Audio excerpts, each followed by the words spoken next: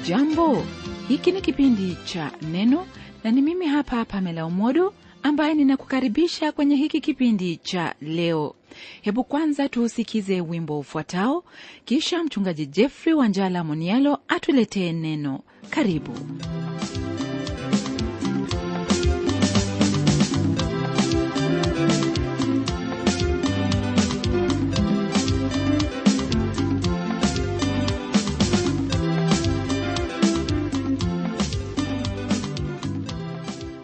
Namshukuru Mungu aliyetuwezesha siku hii ya leo, kwa neema yake tupate wakati kama huu wa kulisikia neno lake na kujifunza yatupasayo kama watoto wake. Naamini kwamba tayari kuingia katika baraka alizokuandalia Mungu kutoka kwenye kitabu hiki cha Wakorintho wa kwanza. Somo letu la leo li kwenye sura ya kwanza, tukianzia aya ya kwanza hadi aya ya 8, lakini twatangulia kwa utangulizi. Kitabu hiki ambacho ni barua ya Paulo kiliandikiwa waumini walioishi katika mji wa Korintho kati ya mwaka wa 55 na 57 mwaka wa Bwana. Mji huo ni kama maili 40 magharibi mwa mji wa Athens. Mji huo ulikuwa kwenye pwani yenye bandari tatu. Hiyo ni kutujulisha kwamba biashara ilinoga sana katika mji huo. Historia ya Korintho imesaulika, maana kijiji cha ufugaji ki juu ya sehemu hiyo. Kwenye mwaka wa 1928 tetemeko la ardhi lilifukua vifusi vya mji huo. Hata hivyo, wakati wa kuandikwa kwa barua hii, Ureno ilipokuwa huru, Korintho ilikuwa mji mkuu miongoni mwa miji mingine. Baadaye kwenye mwaka wa 199 kabla ya kuzaliwa kwa Kristo, utawala wa Kirumi ulitangaza mji huo kuwa huru. Kisha kwenye mwaka wa 146 kabla ya kuzaliwa kwa Kristo, Korintho iliasi utawala wa Rumi, nayo ikaharibiwa kabisa na jeshi la Kirumi chini ya uongozi wa Mumis, jemedari wa Kirumi. Hazina za sanaa zilichukuliwa, nao mji huo kukaa ukiwa kwa karne moja. Baada ya miaka hiyo ndipo Kaisari Yulio kwenye mwaka wa 46 kabla ya kuzaliwa kwa Kristo aliujenga mji huo tena, akirejesha sifa na utukufu wake.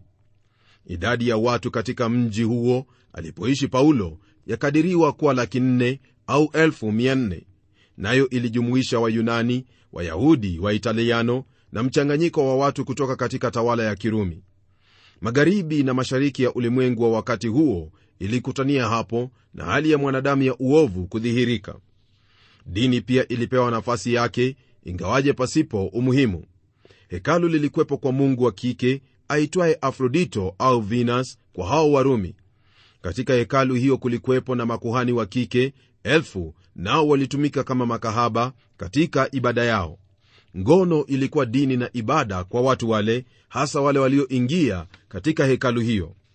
Ibada au dini yao haikuwa tu ovu, bali filosofia ya Kiyunani ilikuwa yaelekea uharibifu pia. Mji huo ulijitolea kufanya kila aina ya uchafu na anasa. Watu walikuwa na mijadala ya maswali yoyote yale bila kukoma. Ni katika mji huo ndipo Paulo aliingia, na baadaye kusema kwamba aliazimu asijue neno lolote kwao ila Yesu Kristo, naye amesulubiwa.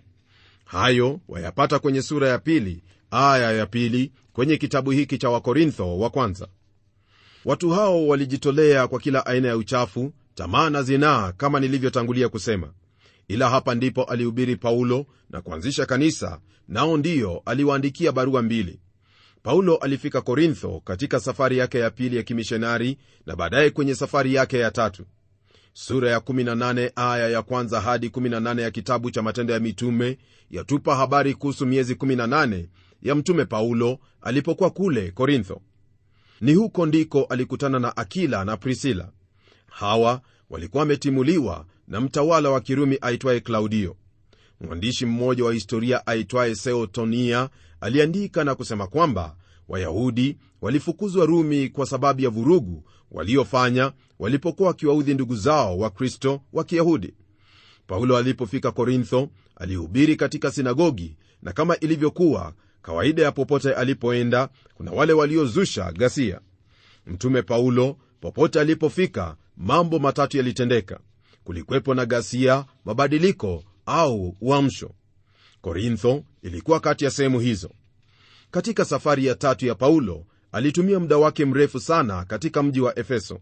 Ni katika mji huo ndipo Paulo alifanikiwa sana katika huduma yake.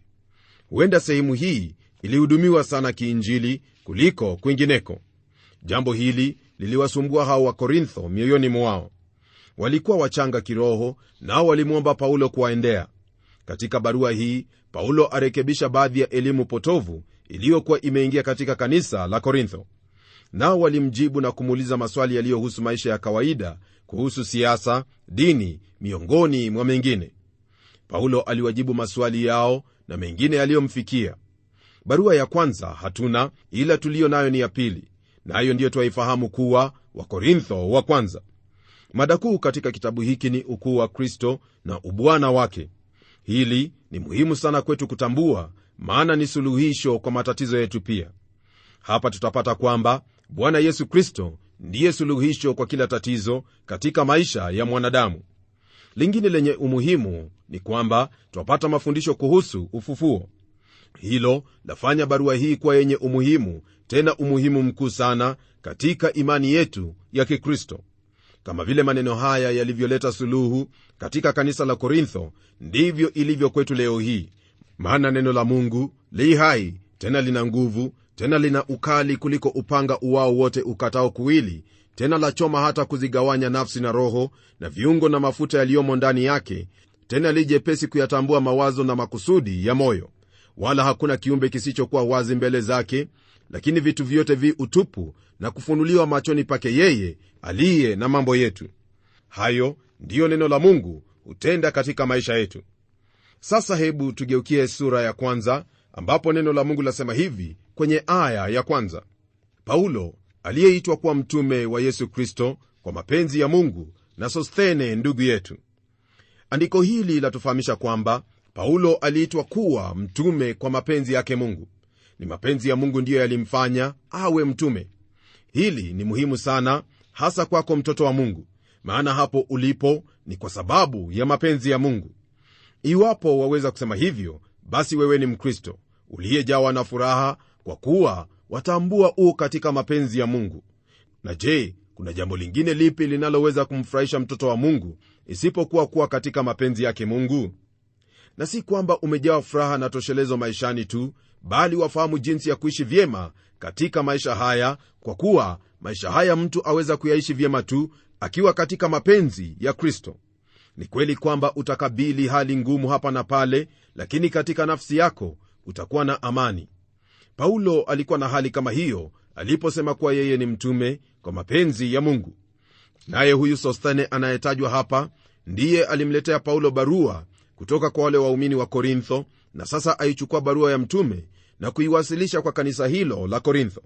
Kwenye aya ya pili neno laendelea kutuambia hivi: kwa kanisa la Mungu lililoko Korintho, wale waliotakaswa katika Kristo Yesu, walioitwa wawe watakatifu, pamoja na wote wanaoliitia jina la Bwana wetu Yesu Kristo kila mahali, Bwana wao na wetu. Waumini wa kanisa la Korintho waitwa kanisa la Mungu. Kanisa ni la Mungu, ndugu msikilizaji, kwa kuwa yeye ndiye mwanzilishi wake. Ni kweli kwamba lilikuwa Korintho, lakini li ndani ya Kristo. Hii ni kutujulisha kwamba si mahali ambapo kanisa lipo ndilo lenye umuhimu, bali ni Kristo ndiye mwenye umuhimu sana. Je, ina maana ya nini kuwa Mkristo basi? Kuwa Mkristo ina maana kwamba ndani ya Kristo. Haijalishi Korintho au popote ulimwenguni, muhimu ni kwamba katika Kristo Yesu. Mtume awaita wapendwa wale kwamba wametakaswa. Utakaso huo upo kwa waumini kwa njia tofauti. Kuna utakaso tuupatao mara tunapomwamini Kristo, kisha wafuatiwa na utakaso ambao ni kazi ya Roho Mtakatifu maishani mwetu. Utakaso, msikilizaji, ni hilo tulilo nalo katika Kristo. Soma aya ya 30 kwenye sura hii ambayo tutaizingatia baadaye. Iwapo umemwamini Kristo, basi yeye amekuwa utakaso wako, yani umeokolewa sasa, kama utakavyokuwa miaka mamilioni baadaye, kwa kuwa katika Kristo. Hakuna uwezalo kuongezea katika hilo. Ndiposa ndugu yangu, kuna utofauti kati ya imani ya Kikristo na imani nyinginezo. Imani nyinginezo zitakwambia kwamba fanya hili, fanya lile, ili uwe radhi na Mwenyezi Mungu. Lakini imani ya Kikristo yakwambia kwamba wewe ni mwenye dhambi na wahitaji kuamini kuwa Kristo alikufa kwa ajili yako, na katika kuamini huko basi wahesabiwa kuwa mwenye haki, na pia Kristo afanyika kwako kuwa utakaso. Hivyo ndivyo ilivyo, ndiposa mtoto wa Mungu ni lazima atulie katika kazi aliyoitenda Kristo, kwa kuwa haiwezekani lolote liongezewe kwa hilo. Ijapokuwa wale waumini hawakuonekana kuwa wametakaswa, kweli ni kwamba walitakaswa kwa ajili ya kuwa ndani ya Kristo, nao waitwa pia watakatifu. Kuwa mtakatifu kwa Mkristo si jambo alifanyialo kazi, bali ni sehemu yetu tunapomwamini Kristo. Neno hilo mtakatifu lina maana ya kutengwa kwa ajili ya Mungu. Kila Mkristo ni lazima kutengwa kwa ajili ya Mungu. Mfano ni kwamba sufuria na vyombo vinginevyo viliitwa vyombo vitakatifu kwa kuwa vilitumika katika huduma ya hekalu kwa Mungu. Ni kwa jinsi hiyo ndivyo kila mtoto wa Mungu hufanyika mtakatifu, yani ametengwa kwa ajili ya Mungu. Kumbuka, hili si jambo afanyielo kazi muumini, bali hupokea anapomwamini Kristo. Hao wa Korintho ni watakatifu pamoja na wote wanaoliitia jina la Yesu Kristo kila mahali, Bwana wao na Bwana wetu. Usemi huo watuonyesha kwamba barua hii ilifaa wote walio waumini katika Kristo. Hiyo ni kukwambia kuwa twahitaji kuzingatia haya yaliyoko kwenye maandiko haya, maana pasipo ya kufanya hivyo tutakosa kupokea hilo ambalo Mungu ataka tulipokee katika neno lake. Najua kwamba ndugu msikilizaji, kwa sababu umetenga muda wako ili ulisikie neno hili, ni lazima una shauku moyoni mwako upate kupokea kutoka kwake Bwana. Hebu tuendelee tuone yaliyoko kwenye aya ya 3, ambapo neno hili la Bwana lasema hivi: neema na iwe kwenu na amani zitokazo kwa Mungu Baba yetu na kwa Bwana Yesu Kristo. Maneno hayo neema na amani yalitumika sana katika ulimwengu alimoishi Paulo. Hasa neema ni neno la Kiyunani lililotumika kama salamu kwa wakati huo, nayo amani ilitumika kama salamu za Kiyahudi. Paulo alitumia maneno hayo mawili na kuyainua katika maana yake sana. Wewe nami tumeokolewa kwa neema ya Mungu, na sasa tuna amani naye kwa njia ya Yesu Kristo. Hilo ndilo pia anena kwenye kitabu hicho cha Warumi sura ya 5, unaposoma kwenye mstari ule wa kwanza unaosema hivi: basi tukisha kuhesabiwa haki itokayo katika imani, na tuwe na amani kwa Mungu kwa njia ya Bwana wetu Yesu Kristo. Amani, ndugu msikilizaji, hauipati kwingineko isipokuwa kwa njia ya Yesu Kristo. Wewe nami tumeokolewa kwa neema ya Mungu, ndiposa tuna amani katika mioyo yetu. Je, umemwamini Kristo kwamba ni mwokozi wako? Dhambi zako Kristo amezichukua? Iwapo majibu yako ni ndiyo, basi hili ninalozungumza kwalo si jambo ngeni kwako, kwa kuwa una amani moyoni mwako. Amani hiyo yatokana na ufahamu kwamba wewe haupo chini ya hukumu yake Mungu, kwa kuwa Kristo alikwisha chukua hukumu hiyo pale msalabani. Hayo ndiyo mtume asema waziwazi tunaposoma kwenye aya ya 1 hadi 4 kwenye sura ya 8 ya kitabu cha Warumi. Neno la Mungu lasema hivi: sasa basi hakuna hukumu ya adhabu juu yao walio katika Kristo Yesu, kwa sababu sheria ya roho wa uzima ule ulio katika Kristo Yesu imeniacha huru mbali na sheria ya dhambi na mauti. Maana yale yasiyowezekana kwa sheria, kwa vile ilivyokuwa dhaifu kwa sababu ya mwili, Mungu kwa kumtuma mwanawe mwenyewe katika mfano wa mwili ulio wa dhambi, na kwa sababu ya dhambi aliihukumu dhambi katika mwili, ili maagizo ya torati yatimizwe ndani yetu sisi tusioenenda kwa kufuata mambo ya mwili, bali mambo ya roho. Hayo, ndugu msikilizaji, ni yale yaliyoko kwa ajili ya wale ambao wamemwamini Bwana Yesu Kristo. Naam, tunapoendelea sasa kwenye aya ya 4 na 5, hivi ndivyo neno laendelea kutwambia: namshukuru Mungu siku zote kwa ajili yenu, kwa sababu ya neema ya Mungu mliopewa katika Kristo Yesu, kwa kuwa katika kila jambo mlitajirika katika yeye, katika maneno yote na maarifa yote. Hili tulisomalo hapa ndilo mtume awaambia hao wa Kolosai, unaposoma kwenye sura ya 3 mstari wa 16 kwa maneno yafuatayo: neno la Kristo na likae kwa wingi ndani yenu katika hekima yote, mkifundishana na kuonyana kwa zaburi na nyimbo na tenzi za rohoni, huku mkimwimbia Mungu kwa neema mioyoni mwenu. Hili tunalolisoma hapa haina maana kwamba tukariri neno lile ingawaje kukariri ni vyema, bali twafaa kulitii. Hakuna njia nzuri ya kukariri neno la Mungu kuliko kulitenda. Ndiposa mtume asema kuwa amshukuru Mungu siku zote kwa ajili yao, kwa sababu ya neema ya Mungu waliopewa katika Kristo Yesu. Neema, ndugu msikilizaji, hauwezi kuifanyia kazi. Neema ni hilo ambalo Mungu amekutendea kwa njia ya mwana wake Yesu Kristo. Ni katika huyo Yesu Kristo ndipo kila muumini ametajirika katika maneno yote na katika maarifa yote. Katika maneno hayo tuona kwamba mtu anapomwamini Kristo hafanyiki kuwa mjinga au mpumbavu, bali hupokea utajiri wa kiroho na pia kuwa na maarifa katika mengi yanayohusu maisha. Je, mwanadamu awezaje kuishi maisha jinsi inavyostahili au jinsi inavyohitajika pasipo ya kuwa na Mungu aliyemuumba? Mungu tu ndiye aweza kutuongoza tuishi maisha yanayotupasa, kwa kuwa yeye ndiye ayajua mapito yetu. Msikilizaji, Mungu akuhitaji umwamini kwa njia ya mwana wake Yesu Kristo, ili upate kuishi kama vile anakusudia uishi maishani mwako. Hebu tuendelee tuone yaliyoko kwenye aya ya 6 na 7, ambapo neno lasema hivi: kama ushuhuda wa Kristo ulivyodhibitika kwenu, hata hamukupungukiwa na karama yoyote, mkikutazamia sana kufunuliwa kwake Bwana wetu Yesu Kristo. Tuona kwamba watu hawa kwa hakika walibarikiwa, maana karama zilikuwepo, nao walitazamia sana kufunuliwa kwake Bwana wetu Yesu Kristo.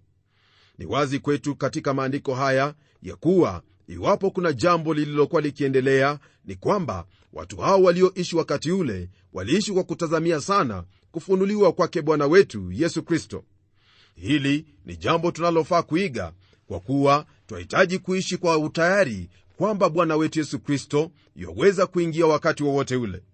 Kuna watu ambao wamejiwekea kutabiri siku atakayokuja Bwana Yesu Kristo, au kukisia atakayotendeka kabla ya kuja kwake Bwana wetu Yesu Kristo. Hayo, ndugu msikilizaji, ni mambo ambayo twahitaji kuyaangalia kwa umakini kabisa, lakini jambo moja ambalo ni muhimu sana ni kwamba Yesu Kristo atakuja wakati wowote ule. Kile tunachohitaji kufanya sana si habari ya kukaa tukingojea jinsi atakavyokuja, maana kuja atakuja. Kwa hivyo twahitaji kufanya kazi aliyotuachia, ambayo ni kuhubiri Injili. Mara nyingi imekuwa kwamba kuna watu wanaopotosha wengine kwa kuambia kwamba Yesu Kristo yuaja siku fulani, na hivyo kuwafanya wale walio wepesi katika mawazo yao kuchukuliwa mara moja na mawimbi ya mafundisho kama hayo, na hata kuacha kazi zao na kuanza kufanya mambo yasiyokuwa katika mapenzi yake Mungu, kama vile ilivyo kwenye neno la Mungu. Kile kinachokuhitaji kufanya ni hilo ambalo Kristo alinena kama mfano, akisema kuwa twahitaji kuendelea kufanya kazi hadi aje. Kwa hivyo ndugu yangu, fanya kazi kana kwamba Kristo yuaja miaka 2000 ijayo, na pia ishi kana kwamba Kristo yuaja dakika inayokuja. Unapofanya hivyo utakuwa heri, maana utafanya yale ambayo Mungu amekusudia uyafanye katika maisha haya. Tunapogeukia aya ya 8, hivi ndivyo neno latuambia: ambaye atawadhibitisha hata mwisho, ili msilaumiwe siku ile ya Bwana wetu Yesu Kristo. Rafiki, napenda uelewe kwamba mtume asemi kuwa hawatakuwa na upungufu wa hapa na pale. Kweli ni kwamba kuna hao watakao kutafutia kosa hili au lingine. Muhimu ni kwamba twastahili kukwepa lawama zozote zile, na zaidi ya yote ni kwamba katika siku hiyo ya Bwana wetu Yesu Kristo, nayo ndiyo siku ya Kiyama, hakuna kosa litakalopatikana kwetu au lawama, kwa kuwa Kristo ametutakasa na kutufanya kuwa watakatifu mbele zake Mungu. Hilo ndilo twalipata kwenye kitabu cha Wathesalonike wa kwanza sura ya 4 mstari wa 13 hadi huo wa 17, unaosema hivi: lakini ndugu, hatutaki msijue habari zao waliolala mauti, msije mkahuzunika kama na wengine wasio na matumaini. Maana ikiwa tuamini kwamba Yesu alikufa akafufuka, vivyo hivyo na hao waliolala katika Yesu Mungu atawaleta pamoja naye. Kwa kuwa tuwaambieni haya kwa neno la Bwana, kwamba sisi tulio hai tutakaosalia hata wakati wa kuja kwake Bwana, hakika hatutawatangulia wao waliokwisha kulala mauti. Kwa sababu Bwana mwenyewe atashuka kutoka mbinguni pamoja na mwaliko na sauti ya malaika mkuu na parapanda ya Mungu, nao waliokufa katika Kristo watafufuliwa kwanza. Kisha sisi tulio hai tuliosalia tutanyakuliwa pamoja nao katika mawingu ili tumlaki Bwana hewani, na hivyo tutakuwa pamoja na Bwana milele. Basi farijianeni kwa maneno hayo. Ndugu msikilizaji, hili ndilo ambalo mtume Paulo aliwahimiza wale wateule waliokuweko katika huo mji wa Thesalonike.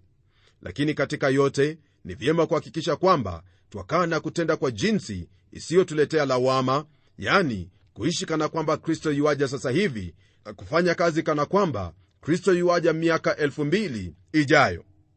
Najua kwamba Mungu atatusaidia katika hilo kwa neema yake, kwa kuwa sisi wenyewe hatuwezi lolote. Hebu natuombe. Na kushukuru ewe Mungu tena Baba wa Bwana wetu Yesu Kristo kwa ajili ya wakati huu hasa tuliopata kujifunza kutoka kwenye neno lako.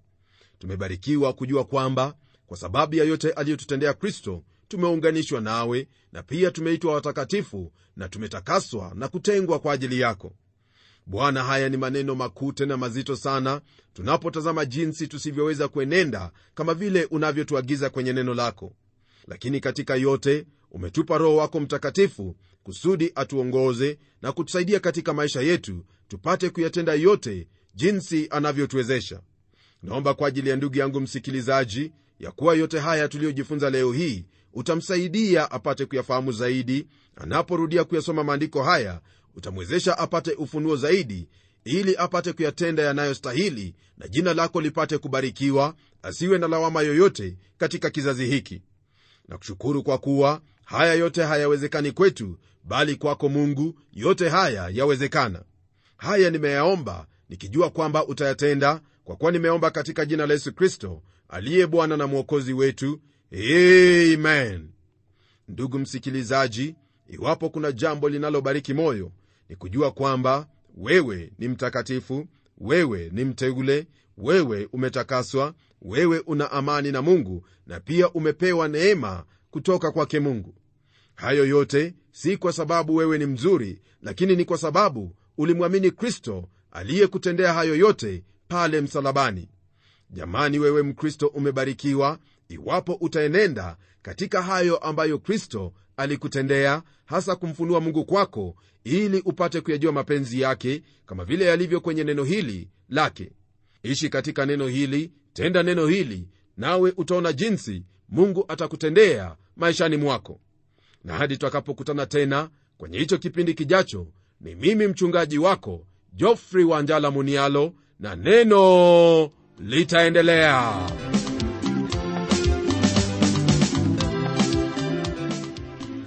Huu msikilizaji ndio mwanzo wa baraka kutoka kwenye kitabu cha Wakorintho wa kwanza. Je, una swali lolote au maoni? Basi wasiliana nasi ukitumia anwani hii.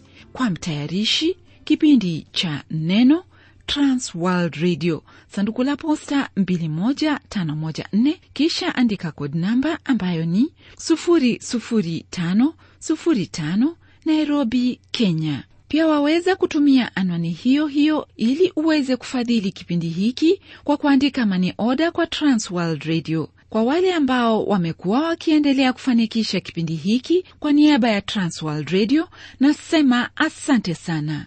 Mchungaji kwenye kipindi kijacho ataendelea na mafundisho kutoka kwenye sura ya 1 aya ya 9 hadi aya ya 12. Mimi ni dada Pamela Umodo, na neno litaendelea.